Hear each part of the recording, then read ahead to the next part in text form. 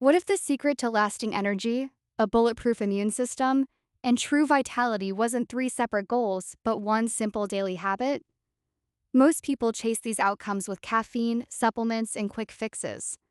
But science shows they all share one common root: cellular nutrition. Here's how the Daily Wellness Trinity works. First, cellular energy. Your mitochondria need B vitamins, magnesium, and iron to produce clean, sustained energy without the crash. Second, immune fortification. Antioxidants and phytonutrients from concentrated greens act like a fire hose against the free radicals that overwhelm your immune system daily.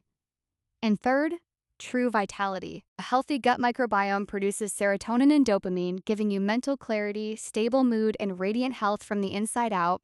In our full guide, you'll discover why caffeine energy is borrowed energy and what real cellular fuel looks like, how your gut is the command center of your entire well being, and the one daily habit that unlocks all three pillars of the Wellness Trinity. If you found this helpful, like the video, subscribe to the channel, and click the link in the description to read the full guide.